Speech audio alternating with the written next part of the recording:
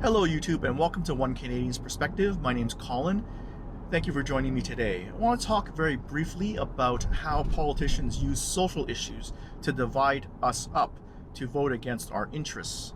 So whether you're a conservative or a liberal, Republican or Democrat, this is definitely a North American phenomenon. I'm not sure if it affects the rest of the world, but it's definitely how the game's played in North America.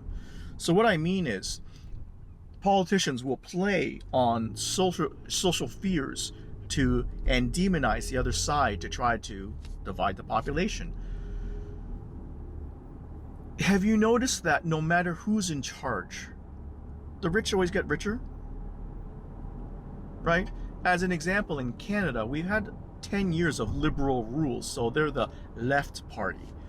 But are you better off now than you were in 2015 financially?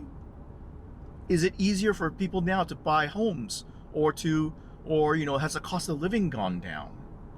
Who got rich during this time? And I would say a lot of people, let's take the US as an example. A lot of people demonize Donald Trump, rightly, deservedly, for many issues, right? But, last 4 years of Joe Biden, who got rich? Who got rich? Who made all the money? Did the normal person get ahead? Did life get easier? In both instances in Canada and the US, the answer is no. Life got harder. And that's something that's really, really, really important to keep in mind. It doesn't matter who you vote for. Life will get harder because left or right, the political parties serve the rich. I always use this as an example. This is going back a little bit farther.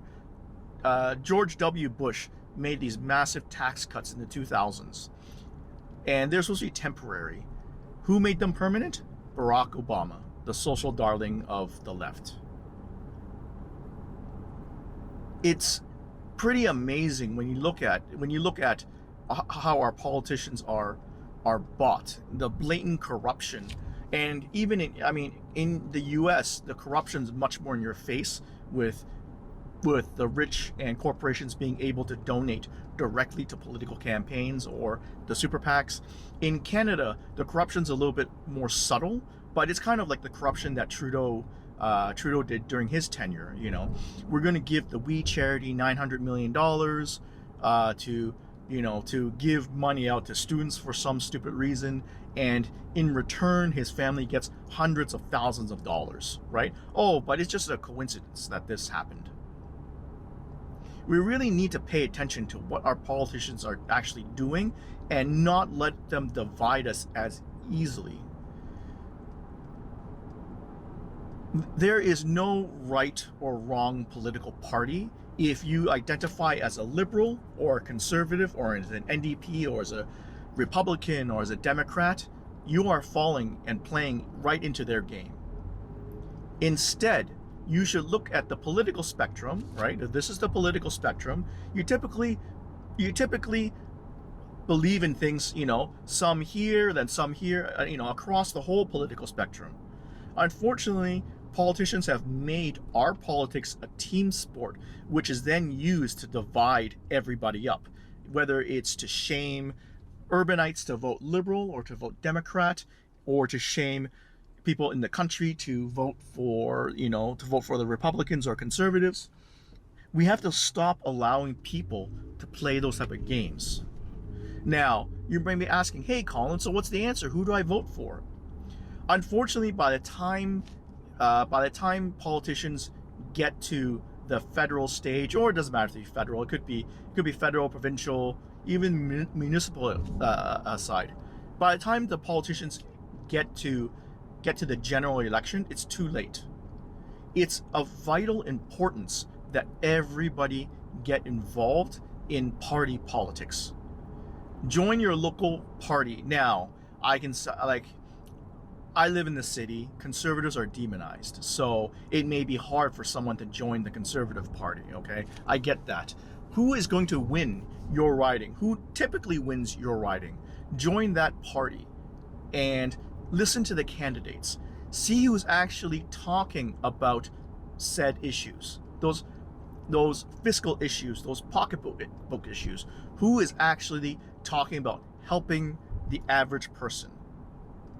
And if they don't deliver, then don't vote for them next time, right? But it's at the primaries, that's when you can actually possibly have an insurgent candidate come in, and maybe it can lead to real change. Because if we just keep voting for the standard politician here or the standard politician there, we get social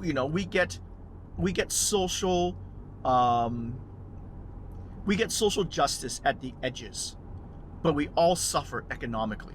And it's important to know, you cannot get true social justice or freedom until you get economic freedom. Everybody cares about pocketbook issues, okay? Whether you're left or right, you want to make more money, you want your kids to do better than you, and for the future to be brighter, right? If the politicians are not talking about those type of things and instead demonizing about gay rights or abortion, they're using emotional issues to mess with you. Please don't fall for it. Get involved, pay attention. It is very important. Change is going to take time, but it needs to be done.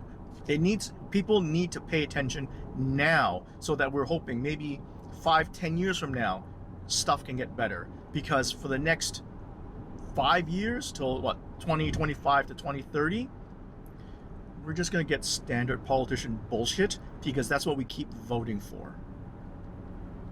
You can't demand, we have to demand better, but we have to demand better at the party level, not just at the general election. Anyways, thank you for joining me. It's something that I've been thinking about for a while, something that I've talked to my friends about all the time. And it's funny because my liberal friends think I'm some crazy conservative, while my conservative friends think I'm some raging liberal. So it's kind of fun to be in the middle. I don't identify as with any party, and I just vote for whomever I think is least bad right now.